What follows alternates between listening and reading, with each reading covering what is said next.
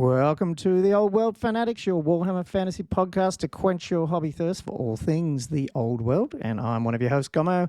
I'm back as usual with Josh and Andrew. How is everyone today? Pretty good. Back for another week.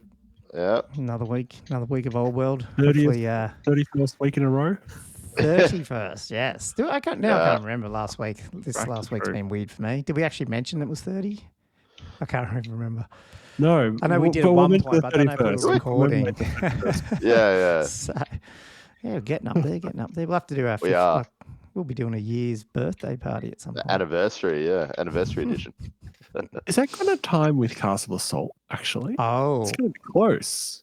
It will be because we started close. in mid-August, actually. We could do a 1 year at Castle Assault. Castle Assault. We'll have to get Fury. I remember he was doing an episode of something, but I don't think it ever came out. So that would be, he should release that too, whatever he was recording. I don't know if you saw him there. Yeah. So, an old pod hammer or something. Who knows? Pod hammer, wasn't he? Yeah. I don't know. That's a really good point, Josh. We should think about that. But it will be. It'll be assuming pretty we're close. still going every week at that point. Yeah. Of course we will. Of course. Can you imagine us after a day of drinking on the Saturday doing a podcast? It'd be messy. Could do a Friday night or something, like just before it. So, man, if last year's go by, there's so much. CanCon is so dry compared to Castle Assault. Yeah, it is. Oh yeah, I mean, I was slightly different. Yeah. My third game was quite funny. So that was definitely I'm sitting down for this game. So that's what that was. But, well, good. Hey, we just got a bit of a grab bag of topics to talk about, didn't we? We sort of had a couple of bigger topics, but nothing. I don't know. I feel like we're at this point now where we're sort of like thinking about trying to think of some new things to talk about, and some of them we put into YouTube videos, and other things we talk about on the pod. And sometimes, like tonight, we go, let's talk about some things on the podcast, and hopefully that will spur some YouTube videos to put out. That's what I'm hoping. Sort of, we get so much good feedback from the episode comments that either correcting us or helping us, that it makes us release other content. So hopefully the listeners will still appreciate that. But obviously, if you are a YouTube viewer as well as a listener, there might be some things we talk about tonight that we end up putting a video specific on a particular topic out. But bear with us on that. But are a good source of feedback, really. I don't know, it seems to provide a good centralized area for people to discuss, what we've talked about, and also communicate with each other as well. It's worked better than our Facebook page in a way. Like the Facebook page, we tried to do it. Yeah, and isn't it I don't know if you guys noticed it too. We kick the podcast off because I've always liked that. I like podcasts. It's you can just do it when you're out running or whatever. Listen to a podcast, but YouTube, you just don't get. With the podcast, you don't get that. That community and that chat and that commenting, and it just noticed as soon as we turned on the YouTube side, it just went, whoa! There's all these people who are chatting, so it's heaps good for that. But even if you just listen to the podcast, you can still go on YouTube, track down the episode, and use that to put in comments, and absolutely, it does give us content to discuss and reply to, which we'll probably do this episode because there's a few things from last episode. Absolutely, yeah. And we'll probably bring up some things that there's a few rule things that we want to talk about in this episode that I've heard, different opinions on during the week. So I thought let's bring that up, and I'm assuming that will lead to comments. So, we'll talk about that when we get to that segment. But anyway, I'll just do a quick shout out. I think just for our patrons as usual, I think we got another one since the last one, but I'm losing track a little bit, which is a good thing, I guess. So I think it's 23 now. But anyway, I'll just run through our patrons who obviously help us with the cost of running some of this. So thanks for that. It's about, I think it's $2 US or something a month. But yeah, I can't even say this. Ninanuum is our latest supporter, as well as Matt, Daniel, Jonathan, Gilthos, Cameron, Elliot, Chris, Harrison, Gilthos, another Gilthos. No, hang on. How come Gilthos is in here twice? He's in a free and he's paying. So actually we only got 21, not 22. I thought I noticed that last week. Anyway, Julian, Diesel, we've got Cameron, Richard's still there, William, Robert, and then we've got Spitz, Droopy Horn. I love that. Who is this person? Andrew McAllister, Bobby Gherkin, Gunwich, Sean Ritchie, Todd Lloyd, and Chapstick. So, no, thanks, guys. Heaps appreciate it, guys and girls, if there is there. Yes, thank you. Really big thank you. And obviously, you're welcome to join the Patreon if you haven't. And if not, jump on YouTube like we were just talking about and leave us a like and subscribe. That'd be appreciated. But anyway, let's smash into the episode.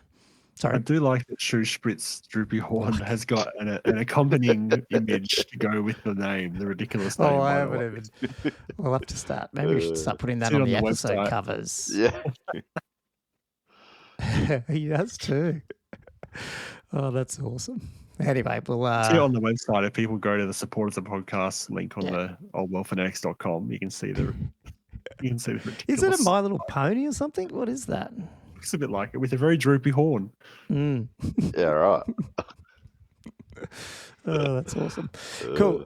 So no real news this week. There was Jordan Sorcery finally got his 7th edition Warhammer video out, which, so I don't know, Josh reminded me of this just pre-show there in the green room, saying that because we used to always talk about the Jordan Sorcery stuff, but you know, obviously with Old World, it's he's been doing a lot of interviews and stuff, but not so much the Warhammer ones that he was. That's how I found him initially, like the history of Warhammer Fantasy. But yeah, he was stuck on trying to work out 7th and getting the right people to talk to. And anyway, he finally got that out last week, which is really cool. So go check that out. It is different to the others because there's a lot of tying between, you know, like his previous interviews that he's done with like Rick and what's the old CEO, Mark, is it? Or something like that.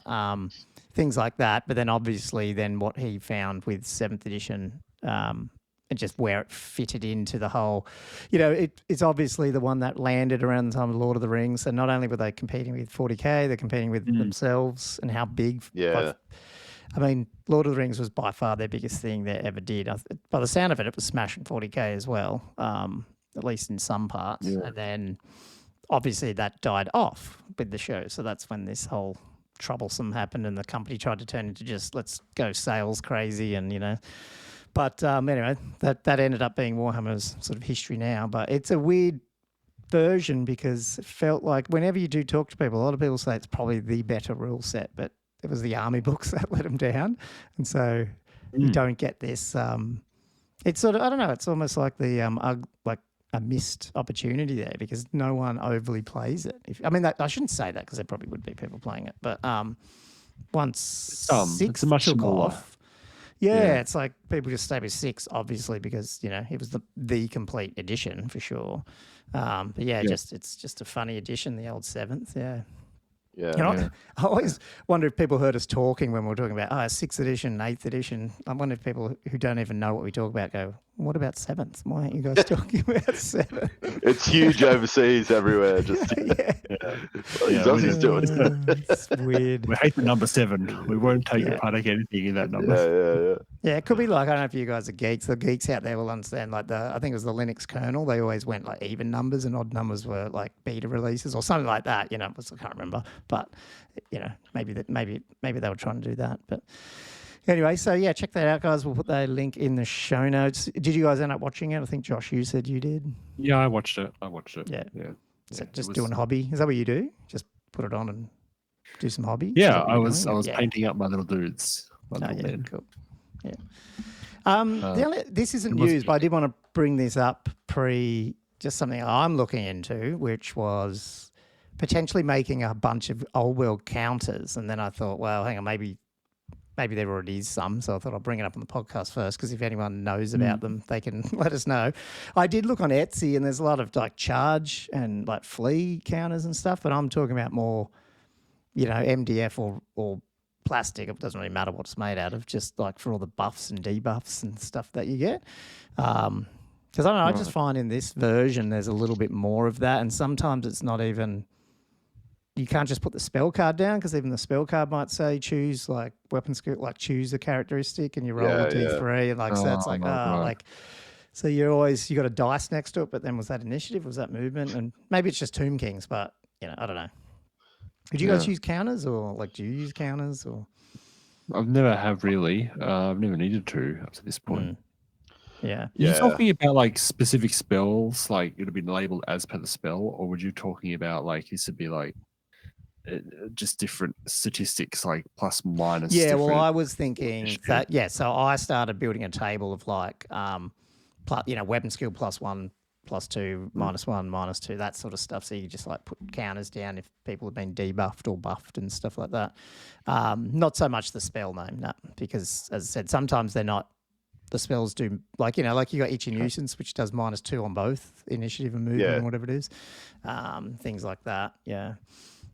And then I was thinking, well, do you do special rules a little bit as well? The ones, because sometimes you could give people stupidity or frenzy, or, I mean, those ones you could probably put the card next to it, so that's less of an issue. But yeah, I don't know. Be interesting to see what people think if they've used them before and if they would find it useful.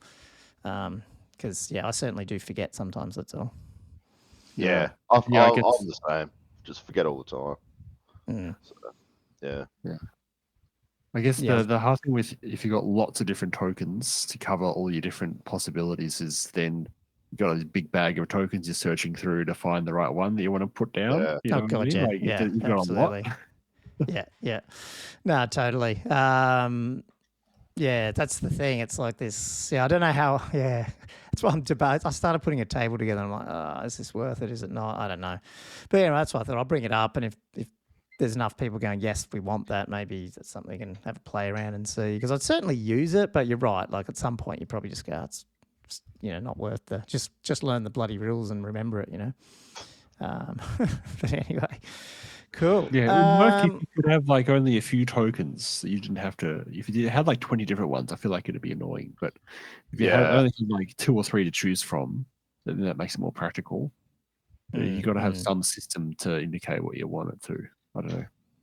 I mean, the only thing I'd think of is even if it was like, because when I was laying it out in Adobe Illustrator or something, I was like, it's probably going to be like 100 tokens you could fit on a decent sheet. And I was like, okay, but you're not taking 100. You might not take 100 to the game. You might only get the ones that you care about, because it's not a whole lot. Oh, that's but true. if you're making a thing, like you probably have to have all of them to cover everyone.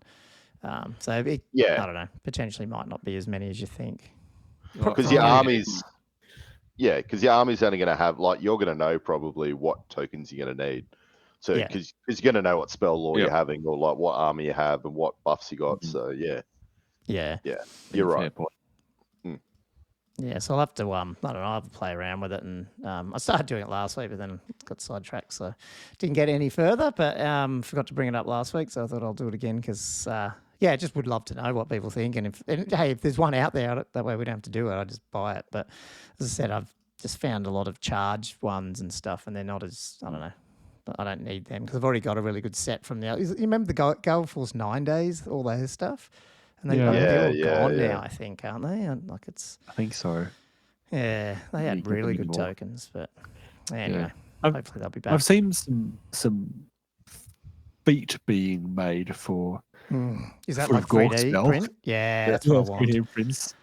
Yeah, I got to get you to print me one of them at some point. Yeah, it looks awesome.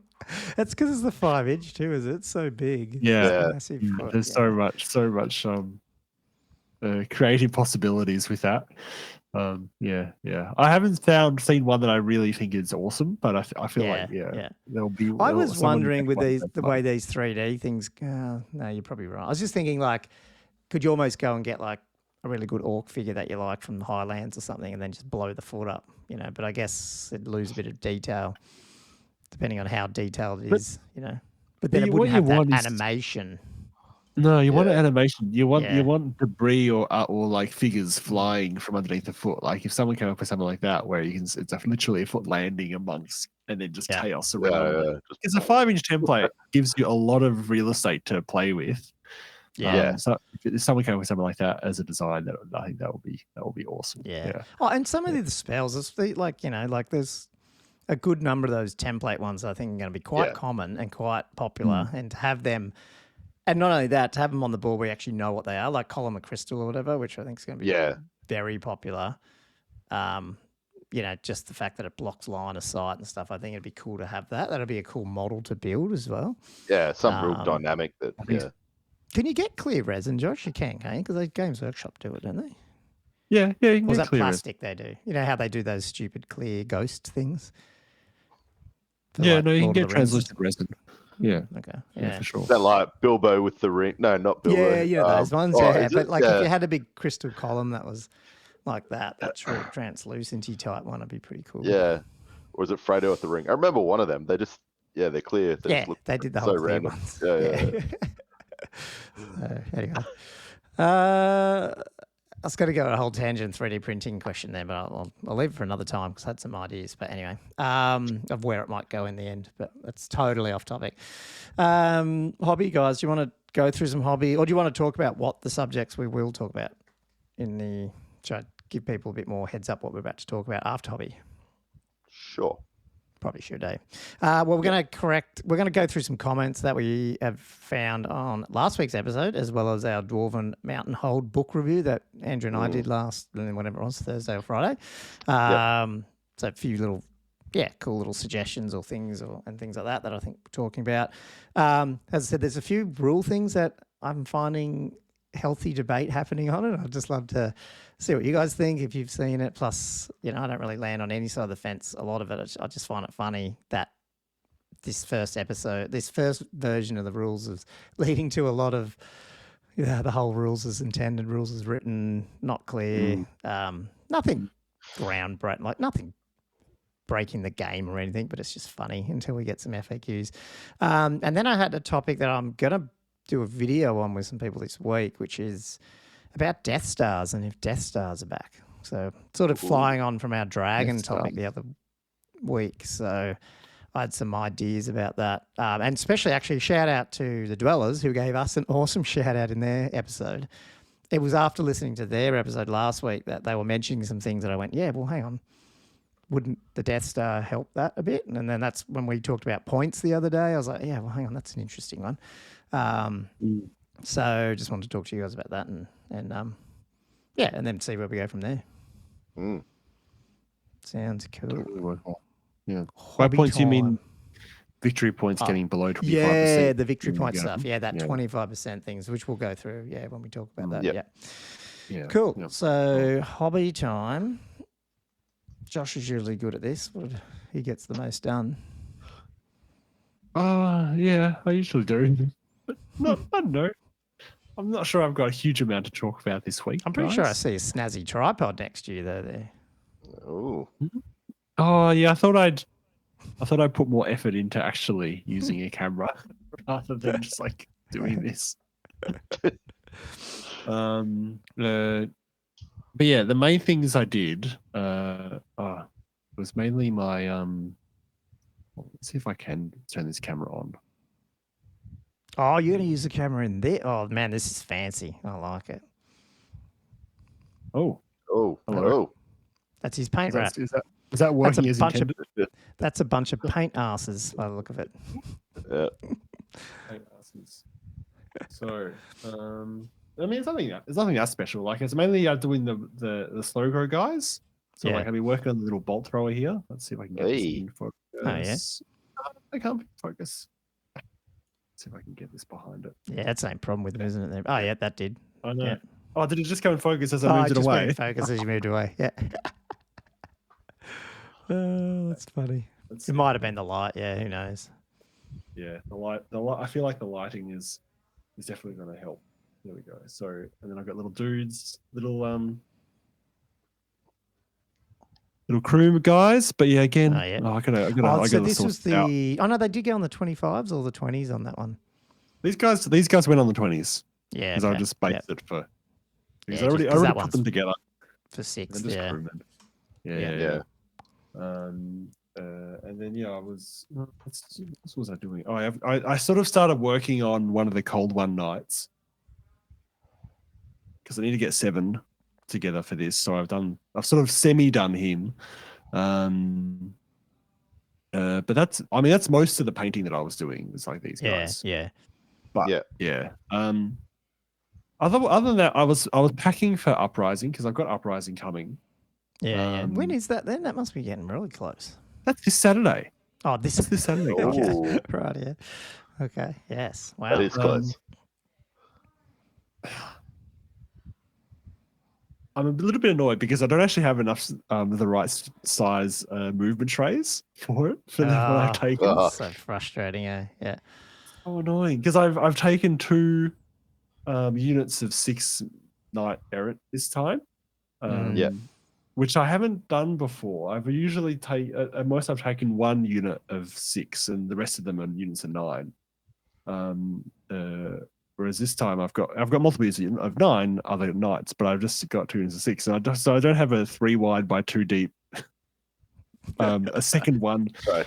Yeah. I thought I had, and I was looking through yesterday. Do you use MDFs? Like, are you using back to basics? Mostly MDF, but I've also just been the last probably 6 months. I've just been printing them. You've been printing them, yeah. But yeah, if I would totally just print a second one if I was going to use it for more than just this tournament. But because I'm pretty sure that I'm not going to be using those movement trays very often anymore, sadly. I'm just going to use a 3 deep. Yeah, well, I've got a 9 one, so I'll just use him. Yeah. Just doesn't look as nice. I like to have the movement trays the exact size of the units. Size. Yeah. I get it. Yeah. You didn't want to sacrifice the 9, make the ultimate sacrifice, and chop the little end off. God, no, could not. I would never do that to my trays. I would rather print it and hold you one off, I think. But I'm just going to put up with an extra bit at the back. Anyway, so that's this weekend. That is this weekend uprising. I think it was 22 people coming. Oh, okay. Signed up in the end. That's decent. Yeah. So it should be good. Well, it's we're going to hear some stuff about that next week then. Yeah, I probably should actually. Let's talk about my games next week, actually, because good to know. That would be good. You haven't played heaps of Old World, so you're not going to get it totally confused. Hopefully, should be pretty good. No, I've kept myself pretty fresh, ready for some 6 ends. Some 6. Didn't want to taint yourself too much. I guess not. No. Yeah. There is a the funny thing is, so as of this week, I think, this Friday, there's a weekly Old World League starting. I think it's a Warplings Wargaming Club, which is in Lynbrook, which is not that close to me. I think it's still like a 40-minute drive from me in the southeast of Melbourne.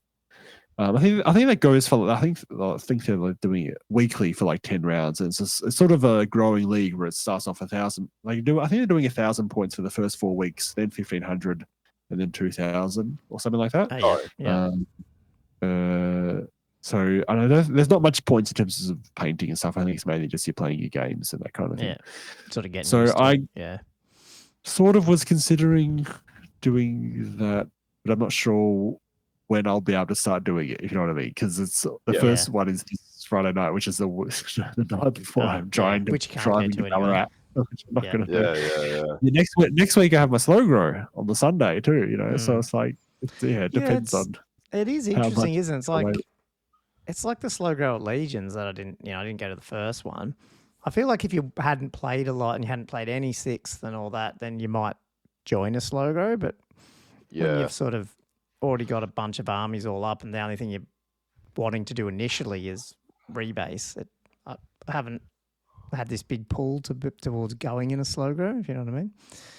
For Old World, that is. But yeah, I do like the slow grows because they're so fun, but I'm just like, that's how you'd see it, isn't it? Just as an excuse to play games of smaller size and get to know the rules and stuff.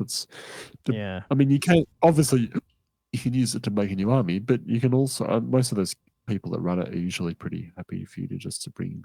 Yeah, they'll still miss that other one. Ready-made army, But no, I'll have to get to the next Legions, and hopefully, sounded pretty popular last time, so hopefully it'll be, And if all these people are going to Castle, it's going to be a pretty big one. Yeah, well. Should be good. Cool. So that was your hobby. Yeah, that's all. What'd you get up to, Andrew? Oh, Josh is getting his stuff out. I'm like, I should almost go grab mine. Bit of show and tell, but I might do that next time because it's not quite finished.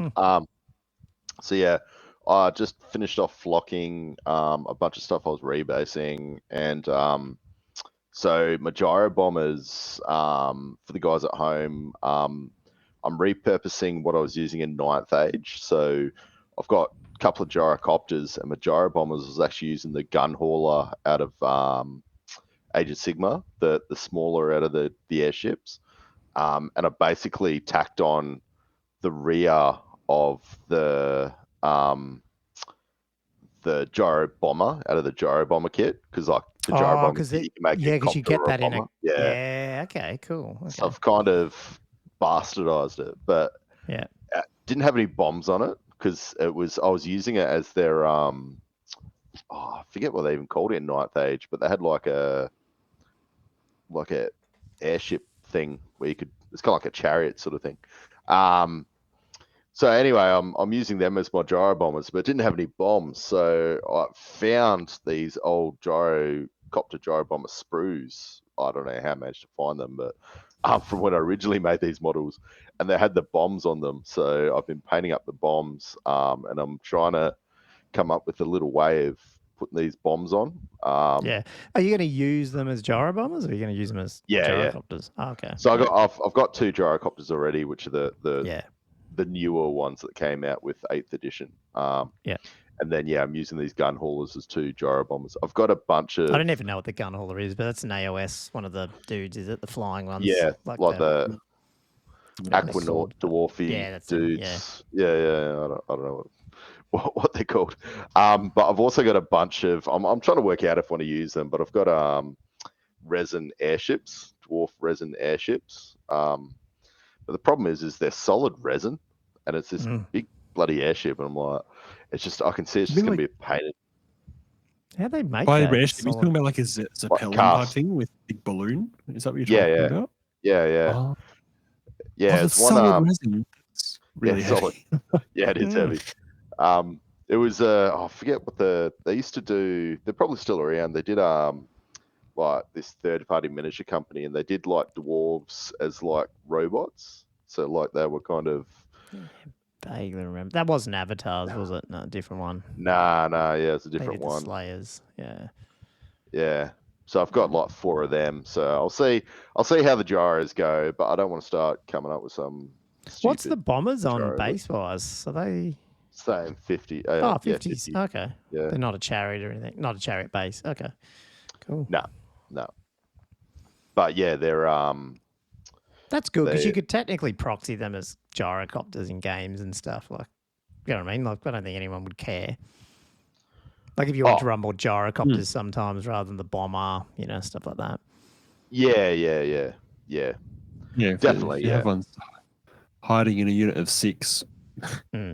Yeah. Who's gonna know? Yeah. The problem is it's big. It's this big long thing. So yeah. You have to put the rear rank. Yeah. That's where you need your movement tray bigger. No, just kidding. Yeah. What do you get up to? Me, then?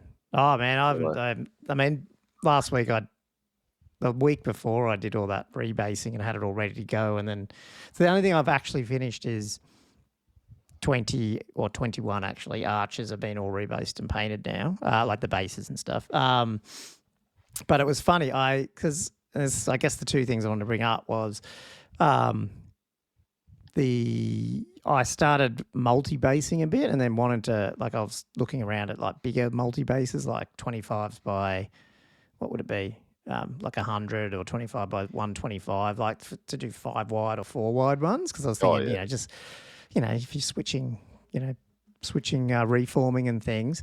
And anyway, but I only had the old cav bases, 25 by 50. So I've done a bunch of them on them. But then, so that's all done, and my archers, my first 20 archers are done. And then that was when I realised I can't remember who said it. It was either one of our commenters or something said, Oh no, I realised my archers were open order, and I could have done that reform like pivots and stuff at the end of my turn. I was like, bloody hell! But then realised that someone else mentioned the skirmishes are better, and I was like, yeah, what? They're the same points for skirmishing archers. You just don't get a champ. So the multi-basing doesn't really work in the skirmishes because you don't want them on the one base. So I've still got another 20 to do, so I'm definitely not going to multi-base those guys. But ironically, if I'd started with the Tomb Guard, I would have multi-based them, and that would have been better. But I'll just do that as I go. Because I think even just a couple on twos, it just makes it quicker to take stuff off. Especially 100%. If you're reforming or redressing ranks. I think for my Tomb Guard, I'd probably want a bunch of like 3 on a base or 4, some of them as well. It'd just be quicker, but we'll see. But I did want to, so yeah, that's what I'm sort of still doing. So all my Tomb Guard, the ones I've done are all on 25 singles. Like I didn't rebase them, but when I make more, I'll rebase them, like multi-base. But I've done all my other like characters. They're all on 25s now. I just need to actually either paint them or fix the base up if it's ones that are already done.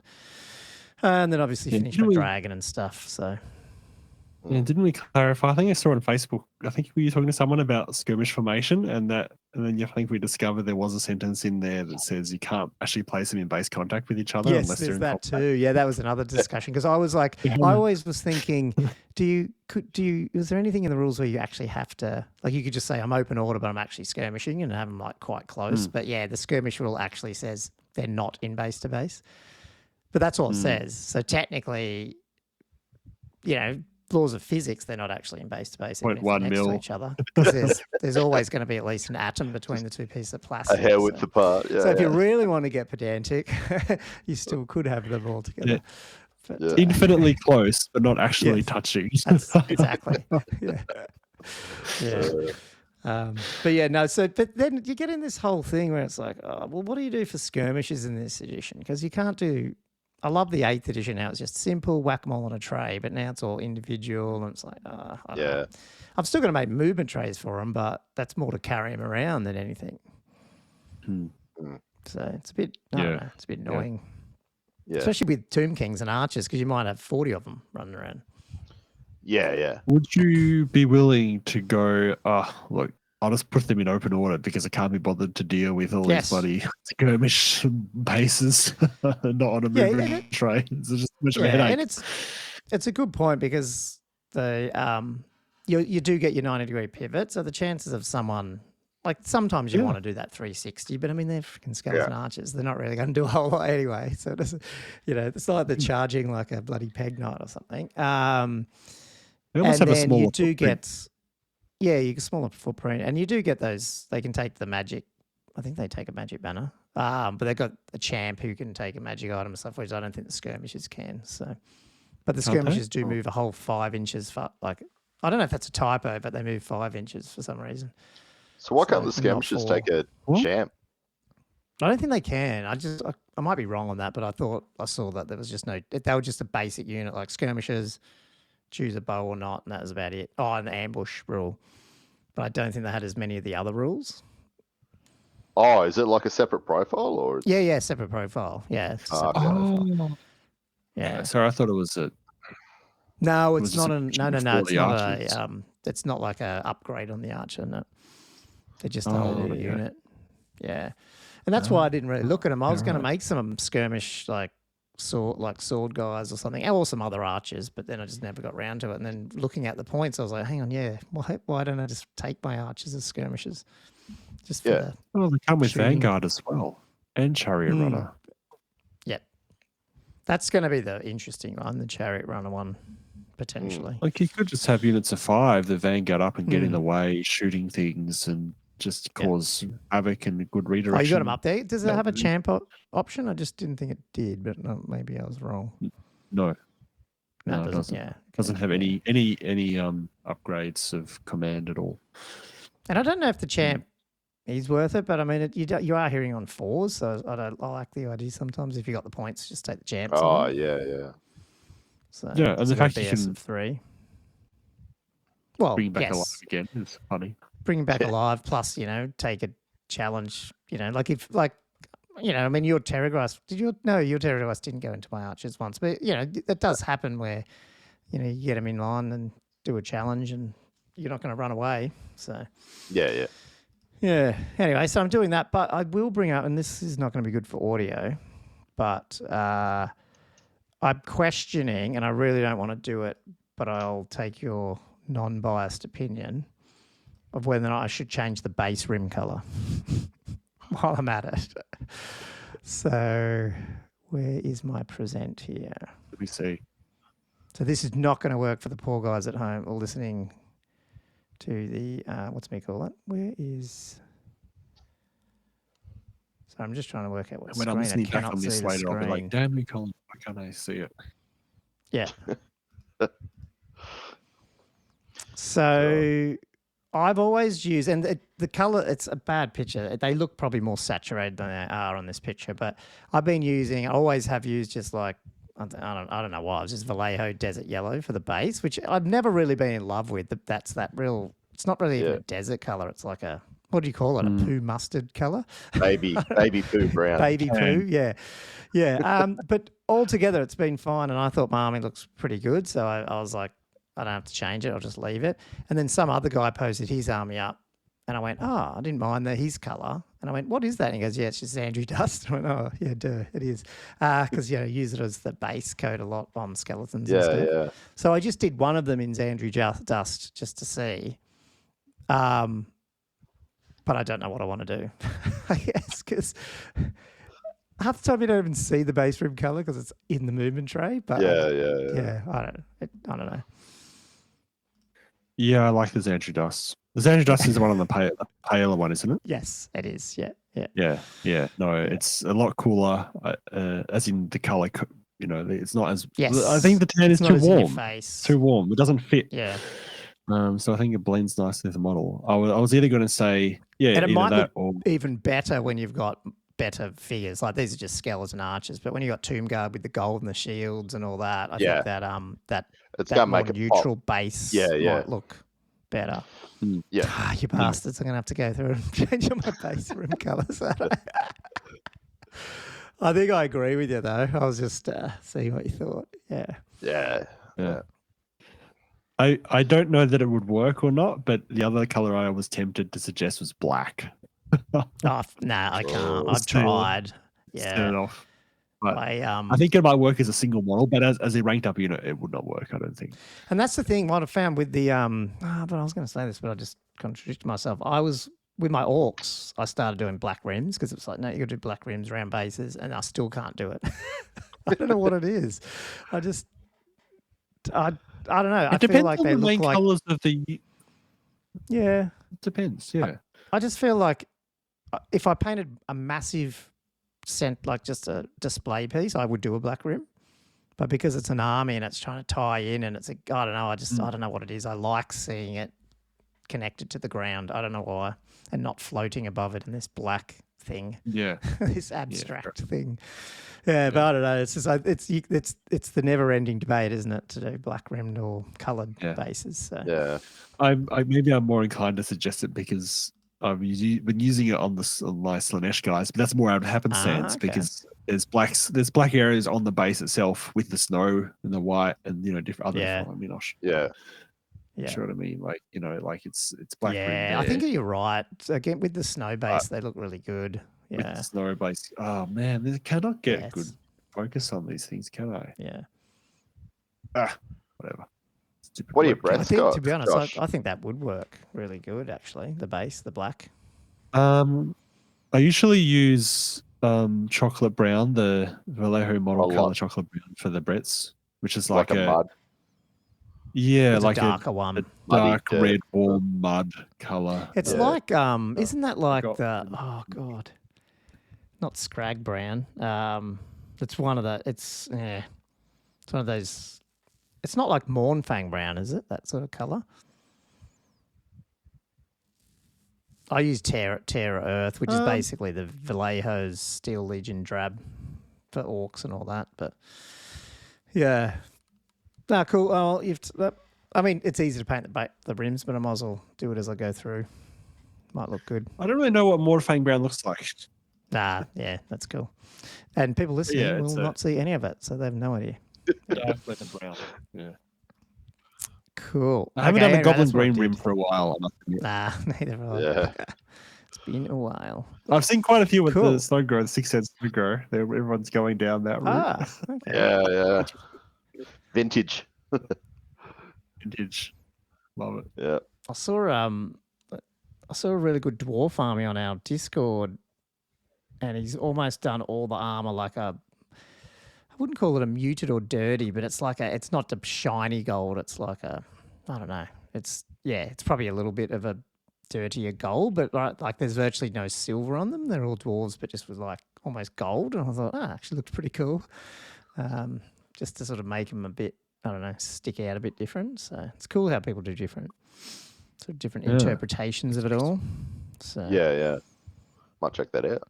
yeah, I think it was on our Discord. Looks pretty good. It actually made me go, maybe I'll do that because I was, I'd like to do one army that's not like paint by the numbers. That's what I'm like. I just paint whatever is in the Games Workshop books. That's what I paint. So at some point I'm going to have to branch out and do something different. Yeah. Maybe we should do like ultra thin bases, like 0.1 mil thick bases with no rim. You know what I did think though, for the, I've been saying next year I'll do Chaos or something. I thought because there's not as many figures, could I do an army where that entire army is converted and like force myself to do it rather than just buy stuff, put it together and play it? Yeah. So that would really push my hobbying because I'd like to do it, but it's just I'm a bit impatient sometimes. To go, I just whack this together, paint it, and get it on the table. It takes a long time to pull that off.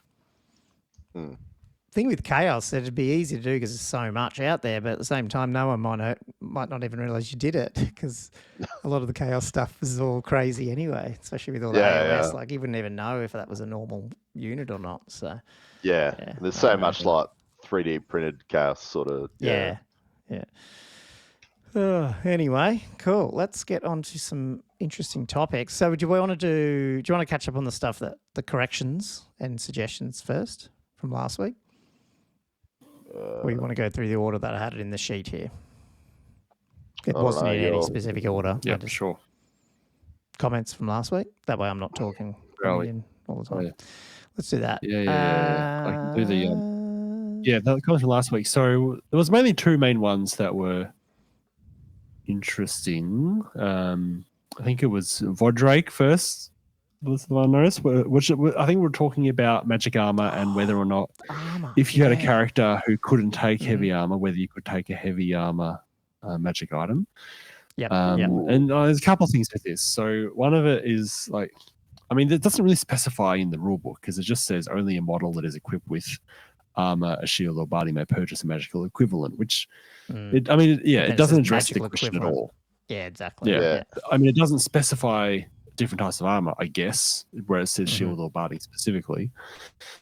But it is quite vague. But the interesting point he had was that in the Beastman book there is actually a full plate armor item called Blackened Plate for 25 points.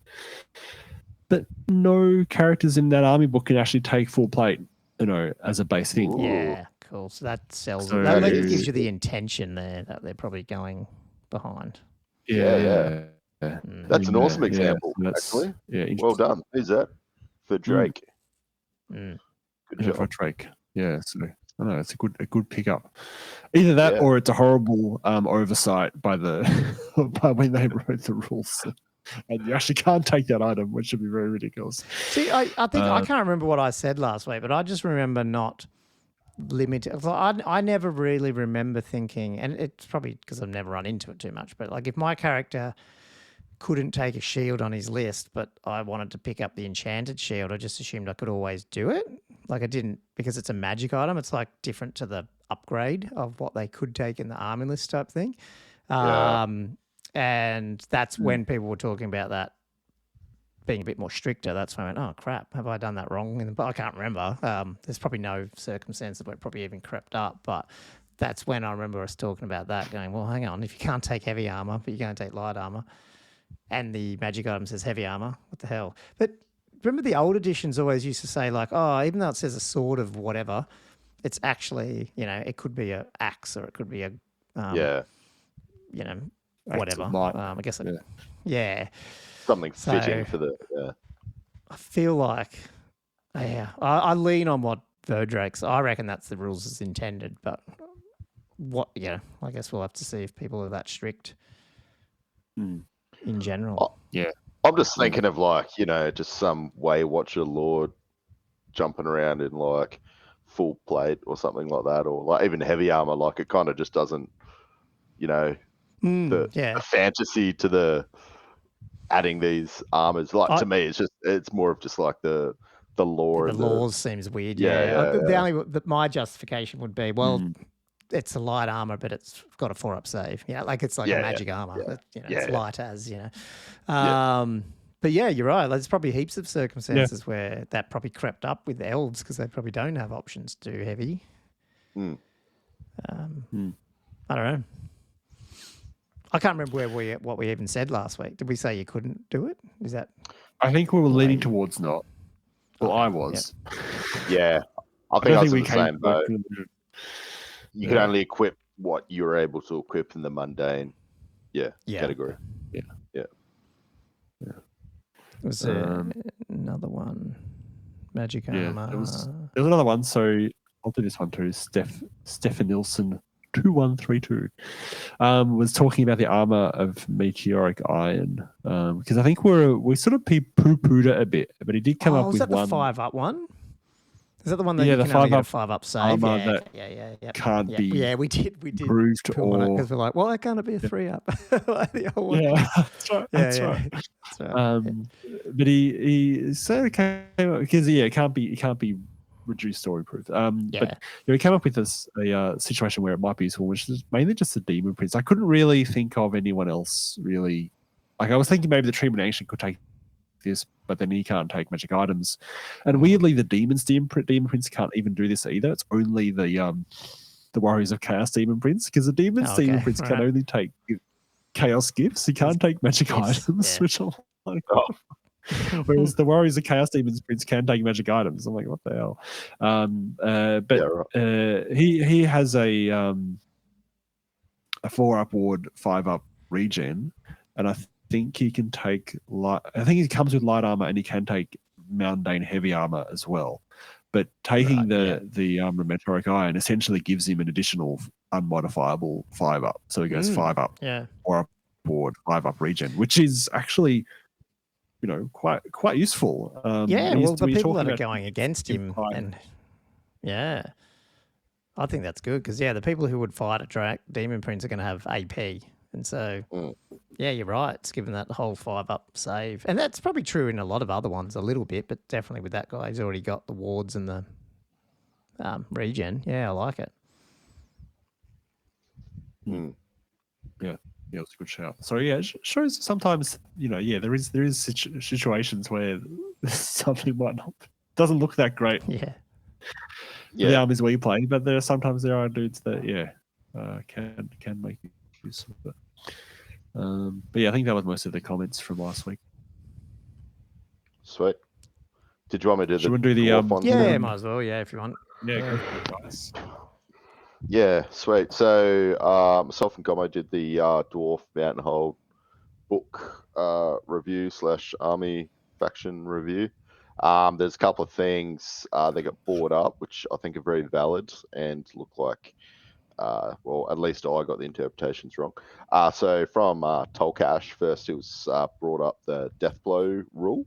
So basically when a Slayer dies, or is reduced to 0 wounds, basically the unit, it's kind of worded that he's not attacking back. It's sort of like the unit that caused that wound is hit by a strength 3 AP 1 attack. But I was thinking, and I've heard other people saying that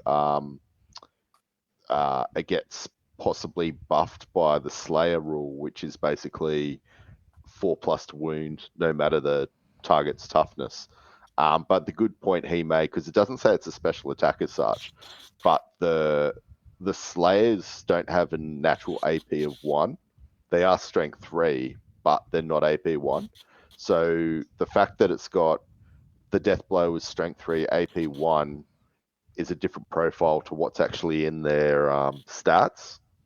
So because of that as well, sort of gives more evidence to say that no, it's a special attack. It won't special attack. it Which won't sucks be modified really, because I by mean, anything.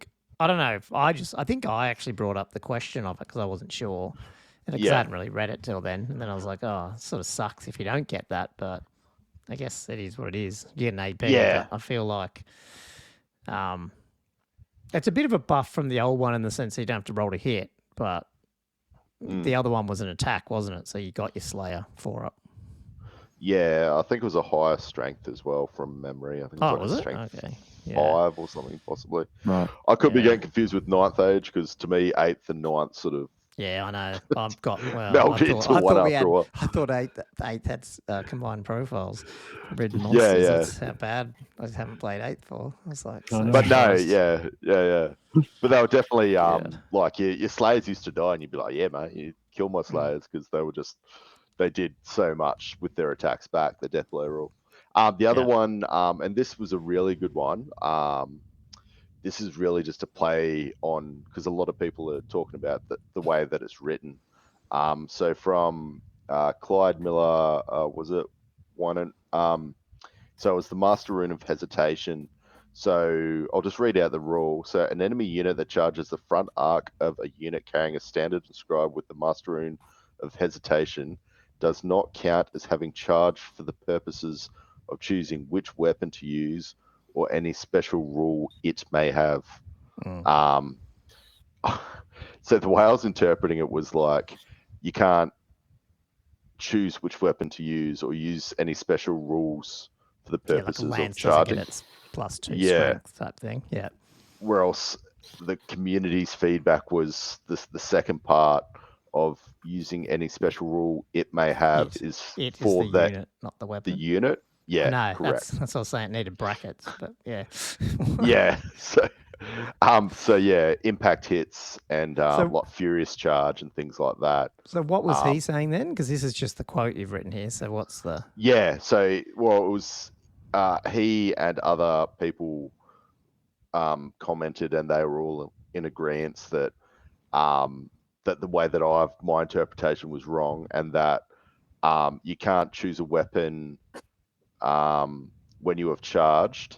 You can't choose which weapon you use. You've just got to use your mundane weapon or whatever it is. And you can't use any special rules like for initiative the unit. buffs. What about impact hits? Yeah, so it says you've still charged. I've got it right here. Yeah, your class is charging, but you don't get. Yeah, so you're not getting you just don't get the special buffs. rules. Yeah, so basically. What about furious charge? Is that +1? Is that the +1 attack one when you charge? So furious charge, all so you of wouldn't that. get that. Yeah. Okay. So basically, that makes any it a special great. rules Yeah, makes it a great regarding rune. to a charge. Yeah. I mean, it is a master rune. Yeah. But it's only 40 odd points. I think it is 45 points. So it's only negating the special rules that the unit's got. So yeah, obviously everything else, like the game rules, such as like initiative, that's not a special rule. That's just an inbuilt rule as part of the combat. Oh, like +3 to initiative. Yeah. So it's only going to be the unit special rules. But is that impact hits linked then? to a charge? Yeah, that should be. Because that's a special rule. Yeah, I'm pretty sure that's all special rules. All that and furious charge, all that sort of stuff. Interesting. Yeah. Yeah, I remember when we were reading, I couldn't remember which one. I was a bit confused with how it's written because I could easily see how the "it" could be. Is it referring to the weapon? Or the unit? Yeah. Well, that's what I was trying to do, and then all the English majors were coming in and talking about nouns and pronouns, and you lost me. Yeah, totally. Well, I mean, speaking of that, then I will scatter back to the discussion that's been going around. If anyone's been listening to Mountain Miniatures lately, and not just them, but other stuff, there's just a few little rules that are coming up in discussions and friendly debates, which I thought were funny to bring up. I'll just say I don't really land on any. I just want to hear your guys' opinions if you haven't heard these ones. So Yep, off the cuff. Have Haven't heard you them. seen stuff about the scatter dice, random movement stuff? Nothing at all. Okay, so No. as far as I don't know how it started, but the way I first heard it was them talking about that the fanatic, if you roll a hit on the scatter dice, doesn't move; it just stays in place, and you don't move it by that little. You know how the hit usually has arrow. like that little arrow, yeah. Anyway, so and then the same with vortex, like some of the spells that move randomly, if they roll that hit, they stay where they are. They don't move. And then I guess then people went, no, it's random movement. It says move 2d6, whatever. Anyway, and then when you dig into it and look at where the scatter dice is used and not used, or where random movement is actually described, you start, I guess, leaning towards the idea that they do stand still, because there's actually it gets into the debate again. There's no real place in the rules that tell you how to move things randomly, specifically as random direction. There's no random direction rule.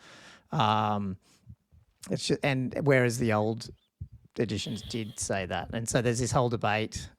It's not even a debate, but it's the whole idea of, are you reading it because you've played other editions, or if you're a new person who's never played an edition, how would you actually do this? And you'd have to read you'd have to open the rule book and jump between it to actually try and make sense of it. But I just wanted to run through a few of those little things with you. So, firstly, I think there's a place that talks about the artillery and scatter dice right at the beginning and what they are. And this is just going off your point, Andrew, about English language. Yeah. You could easily read this two ways. So it basically says Warhammer the Old World uses two special dice, the artillery dice and a scatter dice. These are often used together to represent the effects of war machines. Sometimes the scatter dice is used with one or more d6 to determine a random direction and distance. So that's where it actually said random direction. Now, I guess you have to... Do you think... so just read that last sentence. Sometimes the scatter dice is used with one or more d6 to determine a random direction. Does that mean it's sometimes not used? Or does that just mean it's always used to do random direction, but it's either used with a d6 or more d6s, or with the artillery, it's never done by itself? Because that sort of then becomes the critical part here, because if you always use the scatter dice to determine random movement, then the only other places the scatter dice is talked about is in the template section, which does talk about saying that if it hits roll, the object doesn't move. But this scatter part, this scatter rule area, is only in templates, right? And a fanatic's not a template. The fanatic movement does not mention scatter, and it does not mention templates. So that's the interesting thing. So anyway, I don't know. If you haven't heard this discussion, it's quite funny. I'll link some of the videos, but that's interesting. What's his name? Steve from Mountain Miniatures. He gets quite passionate with it. And originally I was like, nah, man, surely it just moves randomly. But I don't know. The more I read it, I was like, I can see where he's coming from, because he's standing firmly behind it. If you roll a hit, it doesn't move. So they've been playing like that for the last week and a half or something now, with templates and stuff. So yeah, it's funny. Anyway, so 1 in 3 of the time it won't move. Yeah. And he said he found it was interesting with spells like vortexes, that makes them a little bit interesting sometimes, because sometimes they won't move in the second and third, things as well. But yeah, I don't know if random movement I put in our notes here, but it's really got nothing to do with it. It doesn't talk about anything about scattering. It really comes down to the fact that they need to, because I guess the other argument is there's nowhere in the book you could easily interpret that last sentence in the artillery and scatter dice when it says sometimes the scatter dice is used with one or more d6. Well, if it's sometimes, then therefore I can determine a random direction anyway. And people are saying I could use a game of life, spin the wheel thing and do it a random direction. Do you know what I mean? I don't have to use the scatter dice. But if you read that whole paragraph, I think to me it reads like the scatter dice is used with an artillery dice, or sometimes with one or more d6s. Like it's never used by itself. Is that? I don't even know if that's true. Maybe there is other things that you just roll around dice, but no, you wouldn't. You'd have to, unless there was a spell that just made you point to different. Number. Yeah. So therefore, is that paragraph saying that it's always used either to do random direction or with a artillery dice? And if so, then you could argue that the only other place, when you search scatter, the only place to find scatter is under templates. And so random direction always uses scatter dice and always goes through the rules of scatter. But I don't know. It needs an FAQ.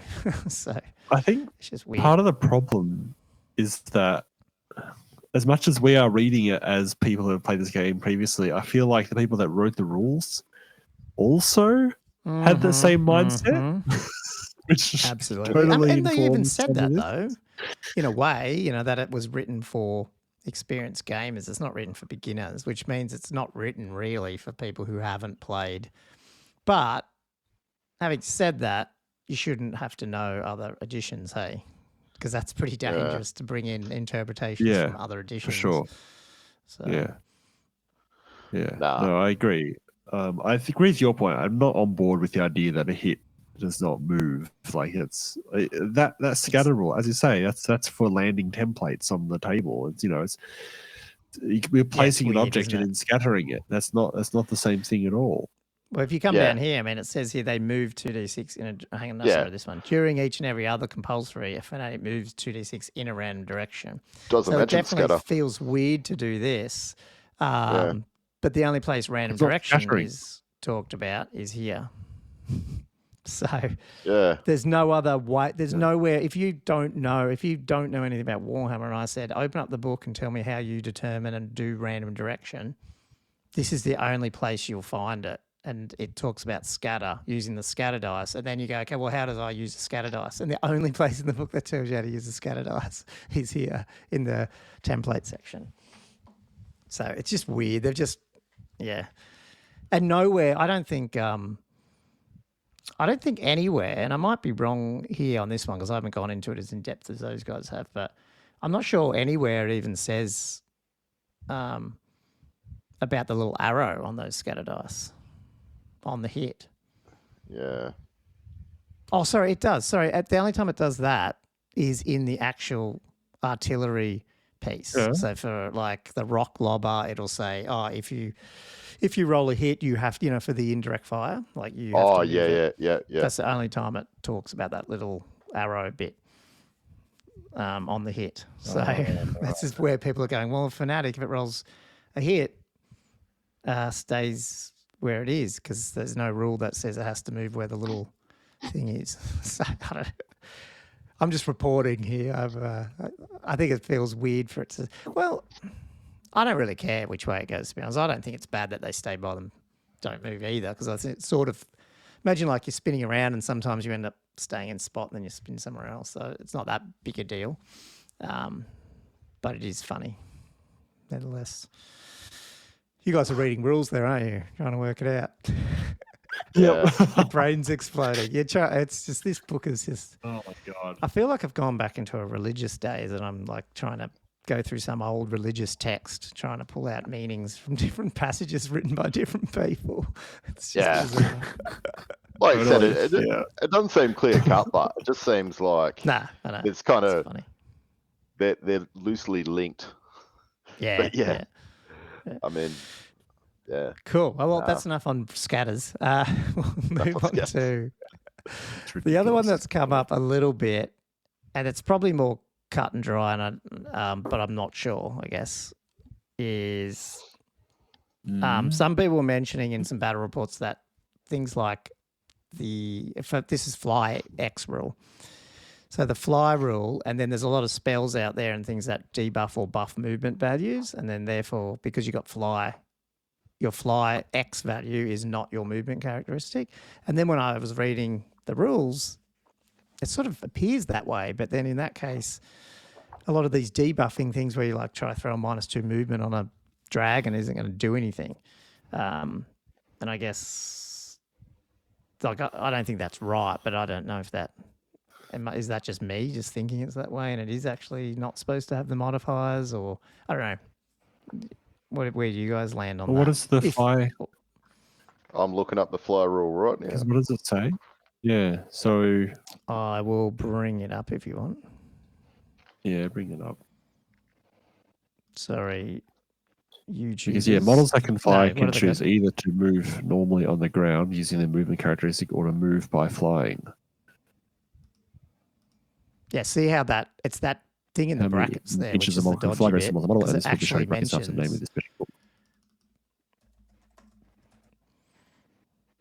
Yeah, I think it's a bit dodgy how they wrote that, because it basically, to me, that reads as your movement characteristic is your ground movement, which is either move normally on the ground using their movement characteristic or to move by flying. Now, when you go and look at a spell like, I now have to think of one. What's a spell? Can you guys? What's one that was there one in Necromancy? Oh, maybe the one in Illusion. Oh yeah, hang on. Let me have a look at that one. Illusion. The Miasmic Mirage is -2 modifier to its movement characteristic. And cannot martial charge. Oh, I'm not even sharing the screen. Sorry, guys. Yeah.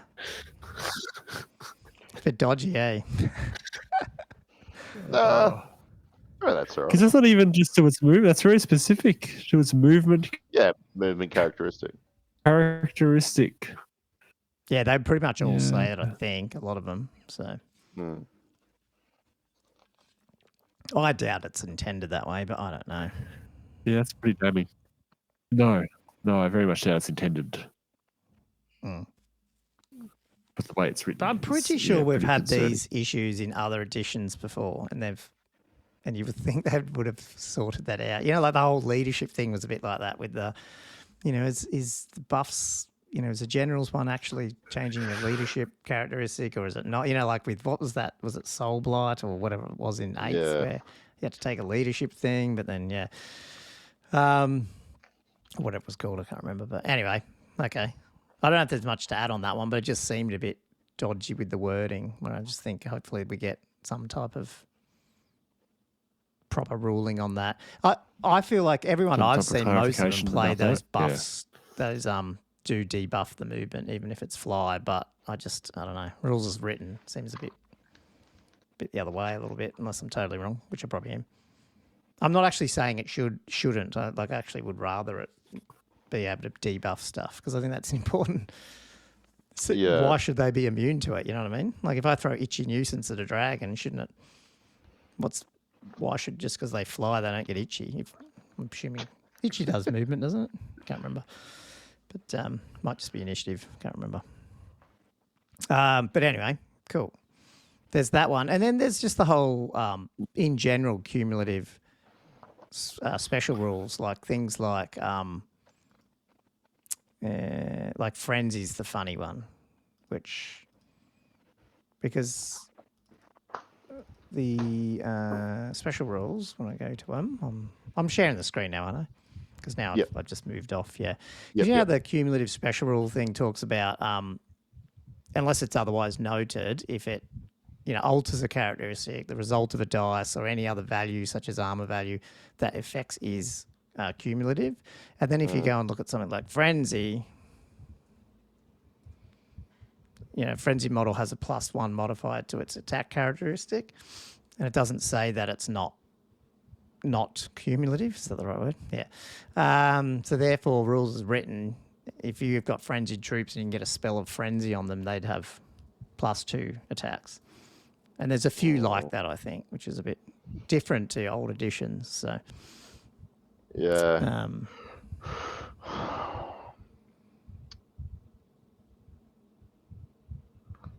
I wouldn't agree with that. I would just say if you're giving somebody frenzy, just give them the frenzy again. It looks like, it's like on or off. I think someone was saying that's what they would have ruled it like Warhammer World or something. That's like an on-off thing. Yeah. Yeah. But I mean, to me, that just means they need to rewrite that cumulative thing at the beginning, because it's just written weird. Yeah. the beginning of the special rules. Yeah, the cumulative bit. Like it, they should just be clear in every one that it's. I'd almost rather it the other way, that nothing's cumulative and they just specify which ones are. It's so much easier. It's just because it's got like it's a nominated figure. So if you had like Frenzy 1 or Frenzy 2, as in like the number of attacks you got, then I'd say you would. Yeah. But yeah, just because you give something. That's not what the cumulative section talks about. That's a weird bit. Yeah, but the thing is like they do, the example they're giving you does have is like Armor Bane. Yeah, which does have a nominated, number. But is that fly? Is fly then cumulative? Because there's nothing reason fly should be cumulative. That is a good point. And people are saying it is, so you get 20-inch flies and stuff, or 20-inch fly move, which is then, Just because there is, I mean, if there is because there's a number there, so. Yeah, and I don't think it says it's not cumulative, and it's pretty much like Armor Bane then. But then again, fly isn't modifying a characteristic. No. So this is where you go, well, hang on. Well, I don't think it's modifying characteristic because it's just saying that's how far you move. So to me, it's a bit more like Magic Res, where you can have 2 flies on a unit, but you have to choose which one you want to use, potentially. But, by that logic, Frenzy's now stackable because it is modifying the attack characteristics. So it's fun. It just needs, there's going to be a few little weird things like this. I just find it funny. The more people play, the more weird, especially when you start forgetting, like deliberately trying to forget how it used to work. You know what I mean? Yeah. Anyway, I don't know if that was. Be interested to see what the listeners think and what they found, and I'm assuming there's better explanations than what I gave in terms of the rightness or wrongness of them. But yeah, cool. Do you want to get into some more follow-ups of how to kill dragons? No, it's not so much how to kill dragons, but you got me reading the rules now. I'm going to be up all night. Oh, I know. Well, it is every time you read it, something else pops up. Well, you just did one before. You should bring up your. Yeah, I know. You should bring up that one that you found.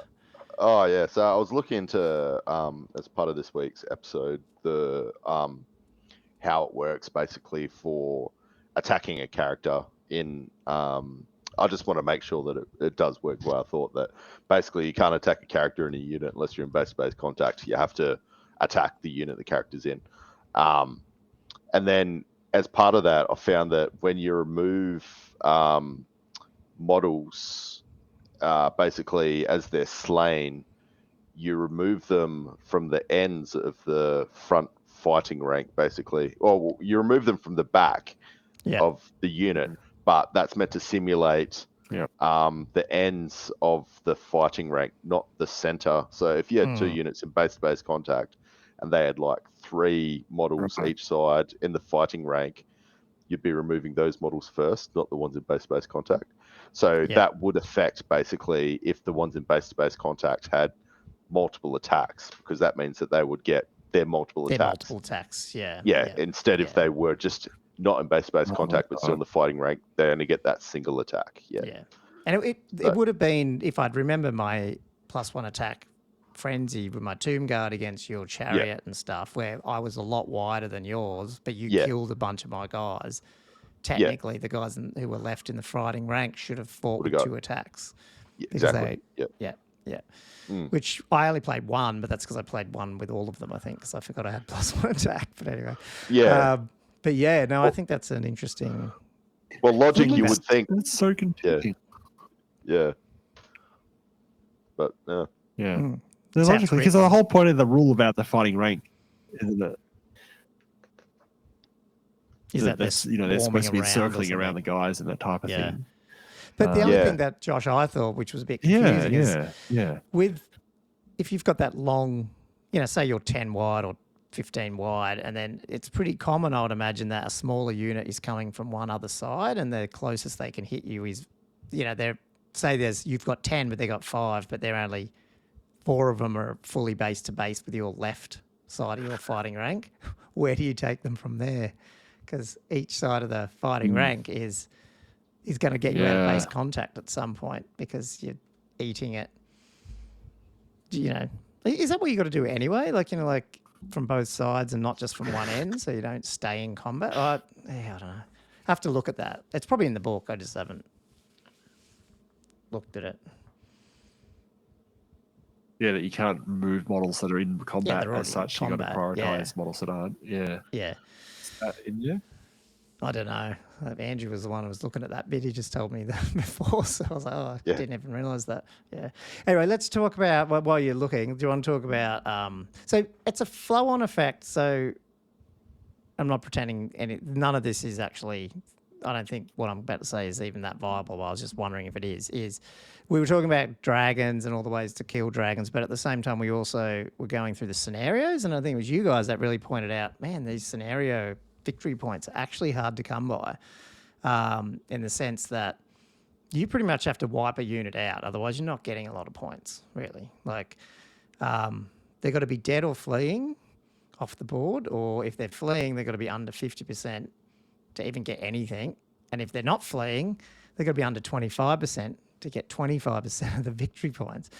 So I guess, and then, as I said at the beginning of the show, Dwellers were talking about, so they'd listened to our podcast and others, and we were having, they were sort of talking about the similar things with the dragon. And, they brought up the sort of lots of units and just have so many little units that the dragon has to eat. You can only eat through 4 units in a game, maybe, because if you can block him one turn and then he can't charge turn 1, he's only eating 4 units, so just have little ones. But then the other option was have a big unit. And that's when I was like, well, hang on. What used to stop having big units? And that was Purple Sun and Dwellers Below and all these stopped you having fucking big units. And then I went, well, is there upper limits on some of these? And I'm like, no, very few upper limits. I know zombies have up to 40, but skeletons don't, and Tomb Guard don't. And I'm like, And then we were talking about, well, how do you avoid the Tomb King on the dragon? Will you kill the rest of his army? Okay, well, what happens if I put all the rest of my army in a massive Tomb Guard unit that has a champ and everything, and I can raise that guy back? And I just added it up, and it's like, you can fit 75 Tomb Guard in a unit under 2,000 points, plus, your Hierophant and stuff, and then your Tomb King dragon, and you're like, come and get me. You have to wipe that 75% of that Tomb Guard down to get any points out of it. And you can choose to run away from my dragon, or you know what, you can fight my dragon, but he's going to probably win most of the time. Some dragons will kill him, but not all of them. And so you're like, is Deathstars back? I guess is what I wanted to. It's a bit scary, but and then on top of that, these scenarios don't really have a lot of things that make you want to take lots of units. Like you don't have table quarters. You know what I mean? Like you don't have. There's even table quarters and stuff. Yeah, right. Yeah, like so if you don't have that many units, it's not massively disadvantaging you, I don't think. Yeah, 100%. So I don't know. Anyway, that's where it got to anyway. Right. That's there's still a concern about. There's no steadfast in the game either. That doesn't get lost by flanking. If your massive block gets flanked by something with a reasonable that's reasonably competent in combat, what's the implications there? You're going to be disrupted. You lose your rank bonus. If you fall back in good order, you're probably okay. Then you can reform. Reform. You can reform. So it's a bit stupid. I don't know. If you just give ground, it doesn't help you. No, it doesn't. No, it doesn't help you give ground. But then some of these, on top of it, the Tomb Kings have the Phalanx rule for plus 10 points. So then now I don't even give ground. And I never fall back in good order because I'm undead. So you can't even push me out of combat. Like if you're a dragon or you're a big unit and you hit my guy, you're stuck there the rest of the game because I'll just keep raising it. You can't break out. I never give ground. Yeah. You'll how long does it take to chew through? Well, how many skeletons can put in a unit? I could put 140, I think, in a unit. The dragon's not getting through that. Yeah. and you're raising them, that's not a spell either. So you just pass the leadership test to bring them back. No, yeah. Now the biggest trick is trying to probably keep obviously your Hierophant alive and stuff. But that's going into your point, Andrew, about like if you're really wide, how can you like keep your can you put a couple of small level mortuary priests across that front rank, Yeah, I don't know. It's just the question. Like, are we going to? Because there was this question too that what you're advocating is both Linehammer and Rankhammer. A little bit. Yeah. Well, the way to go Linehammer is to go Linehammer, but with lots of ranks as well. Like really big units. Just giant movement tray. Yeah. I'd love to see it, but yeah, I don't know. Like, I don't think I would want to play that, but it'd be funny to see. I don't know. I don't reckon. Like, I was talking to ASB. He reckons he still could get it, but initially he was like, maybe you can push it off the board, and which is true. Like, they're so big that if you do give ground enough, you'll knock them off the back of the board. So she can get in there quick. But it doesn't help with undead. Well, at least my Tomb Kings, if they've got phalanx, whatever it's called, on them. But a lot of units can't do that. They're always going to give ground. So, if it's a massive block and it's 10 inches long, then if it doesn't get out of its deployment zone very fast, you potentially, between that and fall back in Guild Order, you'll probably push it off the board and it'll die. Yeah. So that's definitely a counter. Yeah, especially if there's a big piece of impassable terrain that's going to interfere. Yes, and we'll bump through. Yeah, exactly. But for undead who don't fall back, and for Tomb Kings who don't even potentially have the option to not even give ground, they're not going anywhere. So, but I mean, you don't have to just go into. So I looked at this a little bit different. I did look at this from an undead point of view. I looked at this as an elite infantry point of view. Yeah. Where you can have like a unit up to, 30 odd, including characters, of just really. Oh, we lost Josh. We lost Josh. Hopefully he'll be back. Yeah, of really, really tough sort of, high armor, high toughness, good attacks, like your standard elite infantry sort of thing. Yeah. But yeah, I just thought in that, like, obviously your characters are going to be a must. You could have a combination of choppy or tanky character builds, just depending on what you're trying to do. But obviously with these sort of units, I just think like initiative's always going to be the king. Doesn't matter unless you're like a stupid Linehammer. Doesn't really matter what you've got, but yeah, because you've got so many attacks back type thing. Yeah. So you really need that initiative. So without going into like a full on Linehammer, like 20 or 15 odd across, I think you'd still get away with maybe 7, maybe max 8 wide, because you're still going to have your ranks and whatnot. That's going to give you combat res. But yeah, definitely I think that initiative's king. But the thing I've been tossing up with great weapons, obviously, especially with dwarves, I'm like, I was trying to work out, I'm going to be copping a charge no matter what, being dwarves. And if I don't have this Master Rune of Hesitation or this and that, I'm still trying to work out how I can bring great weapons to bear. And I thought one of the good ways of doing that is getting a high initiative character to try and knock down those attacks coming into the unit. So having a really choppy character. So he does have a great weapon, but he's got like ASF or something like that. Yeah. Just to try and get 4 or 5, probably 5 is getting a bit carried away, but take 4 models off. And then you might only have like, the champ and a couple more attacks coming back at you. So obviously you're going to be able to maximize that potential of your great weapons.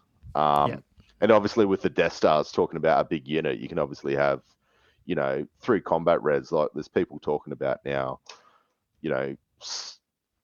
possible static combat reses of sort of, you know, that 6 region. 6 or 7, yeah. Yeah. It's really getting up there. So yeah. No, especially like orcs, I think, can do it. I mean, there's probably others, but I know orcs have those couple of ways to get combat res. Plus, obviously, they got horde, and stuff like that. And obviously, what is it? Yeah, horde gives you the extra rank, doesn't it? Yeah, so you can get +3. BSB.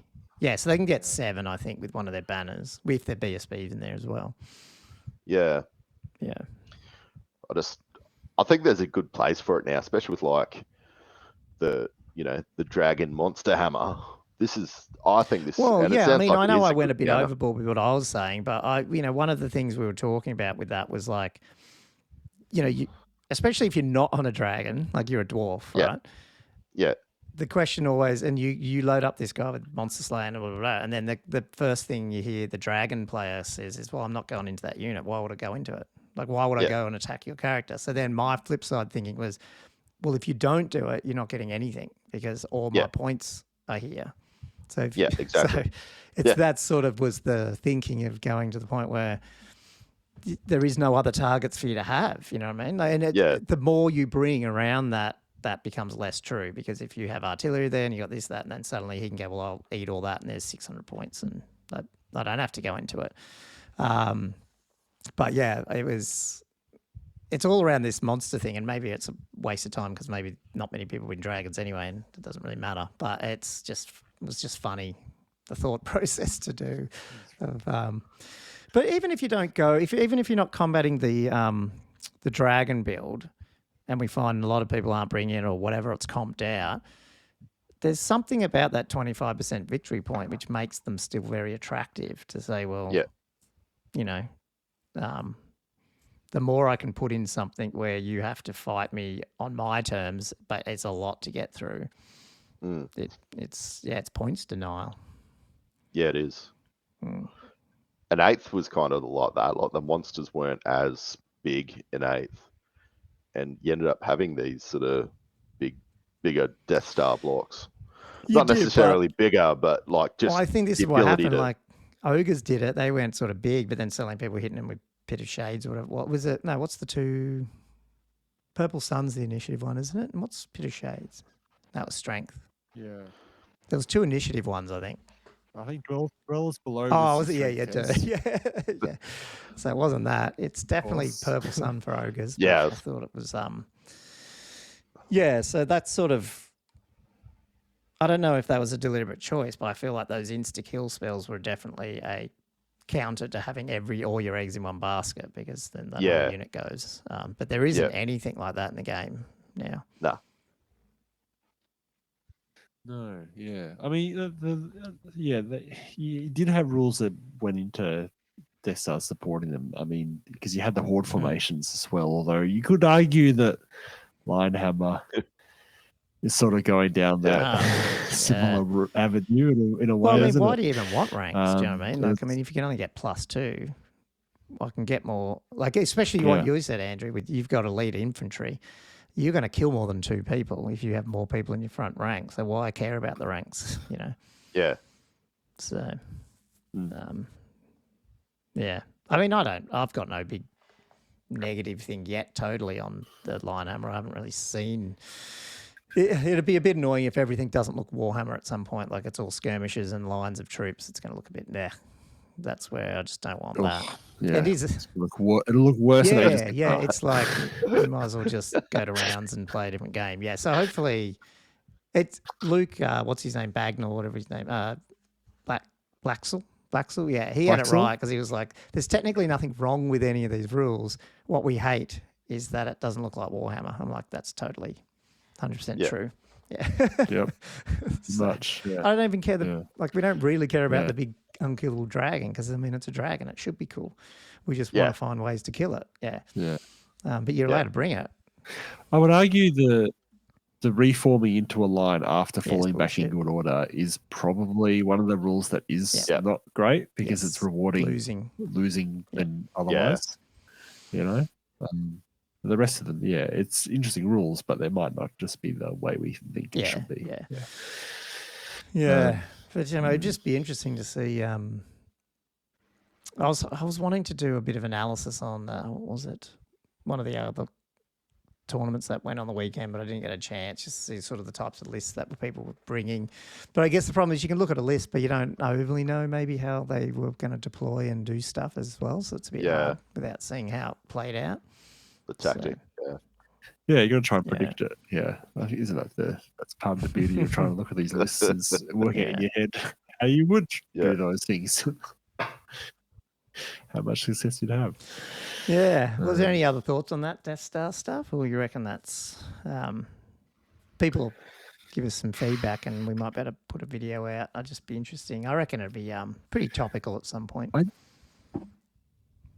I feel I would be interested to see what would happen if you had a Death Star come up against not the Dragon, but slightly more typical army. Like, because the other thing is, like, a lot of the bonuses that we're used to not being cumulative are cumulative now between units, like standards and close order is cumulative in a way. So if you get a couple of units into the big block, you're actually probably going to be up on the static res just by virtue of having multiple units in combat with it. I think that's you'd have to, because if you didn't, the unit, like, say, I don't know, that Tomb Guard one I was talking about was something like 11 wide by 5-7 deep, or whatever it was. I can't remember what it was. But that's pretty wide, right? So, like, ridiculous. It could pretty much just push forward. You give it the reserve move spell and stuff. You get it across. Like, the whole idea is just run forward and see what it runs into. And because if it runs into something smaller than it, then it's basically, like you said, it's in Linehammer. It can reform into Linehammer because you give it drilled as well. So if it gets a charge off, you definitely go into Linehammer as much as you can. And even if you accidentally contact 2 units, I mean, there's so much in there that maybe it wipes them off the table anyway. I don't know. Like, it's such a big, And then if it doesn't, if it loses combat, it goes, okay, well, I'll just sit here and lose combat for 4 turns, but you probably still won't get through me. Yeah. Well, that's true. Yeah, that's true. You won't actually get any points out of it, even if. And then while you're doing that, my unkillable dragon is then going around and eating those other units as well.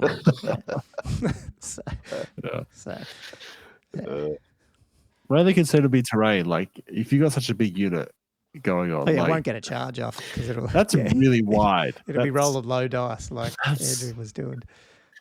It's 25 centimeters wide. Like, how are you maneuvering that thing across the board? If you've got multiple big pieces of impassable terrain in the way, you're just going to get stuck somewhere. And I guess one thing is, if that's the type of game board you land on, then you go, well, I won't go across the board. I'll just get in this little position. I'll just stand here because, again, I'm not here to actually kill. Yeah. I am if you get in, but if I'm just here to hold 1,300 points or whatever, Because I'm getting worried here. Because it'd be fun to try it just for fun. We've got our game coming up, and we're talking about this like tournament. I do not have that many. And then I've got Gommo's going to rock up the dragon, and 76 bloody the dragon and 74 Tomb Guard line hammering across the board. I would love to see this. We should do a proxied game of that just for fun at some point. But it's just there's no way I'd play that. Won't be fun. But the other thing is and I'm thinking Tomb Kings here, so like forgive me, like it's not applicable everywhere. But with Tomb Kings, you obviously got to keep your Hierophant and stuff, and I know that means the more characters you have in that unit, the more chance someone can get points out of it because they can fly in and eat your BSB or whatever. Like, so you got to be real careful to go, well, maybe I won't bring, do you know what I mean? Like, maybe I'll bring the BSB, but what if I put the BSB, like, touching the back of the unit or something? You know what I mean? Like, so he's basically not in the unit, but he's touching it. And so you can, unless you've got to fly around to try and get him, but then my dragons is hanging around as well to stop some of that. But even my Hierophant could be in fly, but just sit right next to the unit and jump from one side or the other, depending on the threat. Because the unit is so big, you can hide around it. Do you know what I mean? Like you can, like, you can pop through the other side. Like if you got the flying carpet, you could just go on the other side of the unit and just like you basically are touching the other unit because nothing stops you. But you're on the left flank, and then if someone comes, if that's the scary side, then you jump back over to the back. The BSB is not as mobile, so you probably can't do that. But you've been thinking about this a lot, haven't you, Gobber? Scheming. I was just like, man, how would you? I don't know. I'm a bad player, so there's probably like ASB is probably going, I'll just do this and kill you. Yeah, it's probably true, but it just feels. No, you know, I think you're right. It would be hard to get through. Yeah, and yeah, it would be. It would and be all really you need hard. is the dragon. Yeah. No, it needs. I think it needs. I mean, it probably it needs the dragon. Otherwise, whereas you're going to struggle to put 2,000 points in one unit. That's a bit dumb. Or maybe it's not. But you won't get any points either. You know what I mean? It'll be 10-10 because you won't play. This giant unit's not dumb. You know. I can't put all of them in one unit. No, but see, if you put everything in the one unit, do you? Also, I can't remember. There's something like that too, isn't there? But you do. You do need to have 3 units. So mine had 2 scorpions because I thought, well, look, I'll give you 85 points or whatever, or 2. But then if you do get close to my dragon with my scorpions, I've got 3, like 2 monster slayers there, just in case. You know, like if you bring your star dragon, that's cool. But again, you're going to have to fight my 2 scorpions while you're fighting my dragon. You know, and you still might get me, but maybe I'll get you. You know. But the dragon's there to get the points, and then the big unit's there to either not give them away or in the right matchup get points as well. But otherwise, he doesn't care. The big unit just sits there and doesn't go off the table because it doesn't move, and if it needs to reform, it just got drilled. So it was funny because when I was trying to add it up, I was actually just adding every... it's actually quite hard to add that much points up. So you actually have to take all the dumb things, like you got to put a muso in it, and then you got to add all the options because... you want to add up, you want as much points in the unit as you can get, you know what I mean? Yeah. Like it ends up being a sink. You go, I don't really want that banner, but I'll put that magic banner on it because it eats more points. You know, like. Anyway, that's what I was just saying. I wouldn't do this, but there'd be idiots out there that do something like this. Yeah. Anyway. It sounds plausible enough to work almost. Just because you can't break it, that's the thing. You know, you can't push it back. Well, if you kill the Hierophant, even if you're flanking it, it'll eventually start crumbling. But then if the dragon is the general and he's hanging around, I can't remember. Hang on, what is the rules? Yeah, but wait. If you're crumbling, isn't it? So you just 2d6 leadership check, isn't it? Is that what it is? It's not your own leadership. Then you lose how many wounds? It's the leadership. So you can get the Tomb King's leadership, can't you? That's what it was in 6th. Well, I don't know. I haven't crumbled yet, have I? Oh, you haven't? Oh, you haven't crumbled yet? No, I haven't. So I just... Nice. What I'm saying is, even if you're failing the crumble test by 6, you're still going to take 10 turns before you get anywhere near killing the unit off. Basically. Yeah. So it doesn't matter if the Hierophant dies. So that's why I went to the skeleton one. And I originally did the Tomb Guard one, and then I went for the Tomb Guard to be effective. Well, it's not effective, but to actually do more damage with the Tomb Guard, you want the Necrotech in there and stuff. But the more characters you put in, the more points you leak, because someone can get in there and just sniper it, you know. Yeah, go in and they'll die, but they'll get the character. Whereas if you're skeletons, you just go, well, I'm not going to do anything, but I'm also not going to die. So maybe I'll just bring 150 spear skeletons and just sit there, you know. Or 150 archers in open order. And I can pivot 90 degrees at the end of, if I need to. Just skirmish. And volley fire. I'll just sit there and just volley fire. Maybe you bring 140 skeletons. I feel like you would get pushed off the table. Oh, they don't have phalanx. Yes. Yeah, you can't take skeleton archers. They'll get pushed off the table. Yeah. Yeah, they definitely will. No, you need phalanx, which I can't remember is on skeleton. I think it's definitely on Tomb Guard. I think it's on skeletons though as well. So I'd have to check. It would be a funny game. We should try it once though, if we've got a spare day that we don't care about wasting. I'd like to see you guys try it, just to see what happens, just to see if it's actually. It'd be an horrible valid way of playing. Well, I got 250 zombies, so I might just bring this giant block of zombies. But you can only put 40 in there. Oh, right. I think zombies are limited to 40. You might bring your skeletons. I can't remember what the rules are. You'd have to check yours book. I'll have to have a look. I have lots of skeletons too, so. Yeah. No, you did. But do you have the phalanx rule? Do you have that? Nah, I've got one on the Graveguard. Oh dear, you can have that where they don't give ground. Yeah, well, you just bring your grave guard then. Yeah. It's a. Well, you both can't do it. That's the whole point is to see if it can be beaten. Not if both of you have two massive phalanx blocks. 10, doesn't it? That's what's smashing funny. into each other. So that's the problem with putting everything in one unit. Well, one unit with just a couple of two other small things. It just is a 10-10. But I think with this unit with a dragon, it's potentially not a 10-10 because the dragon can do a fair bit of damage.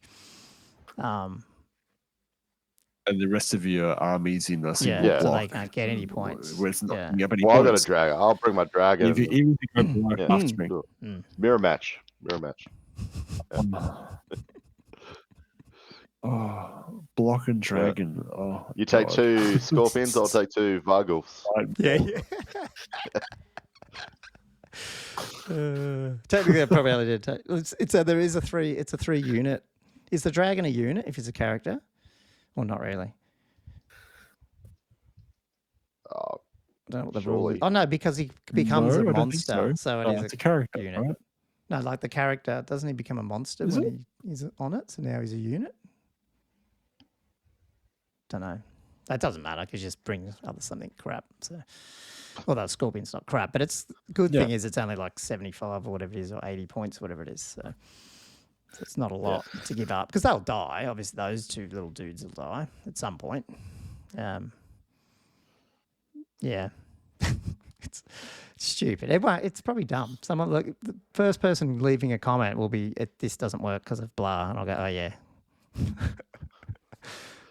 No, we'll correct it. I hope next so. week. They'd be like, "No, I'll show you. I'll prove you wrong."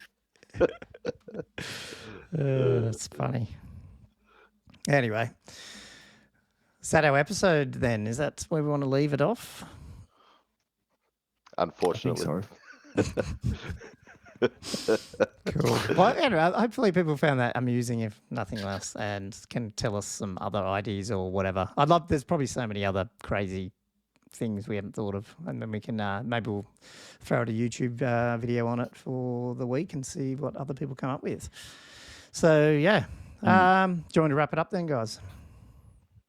Was that it? Yep. I think so.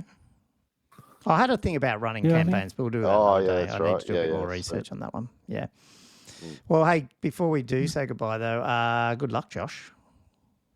On the weekend.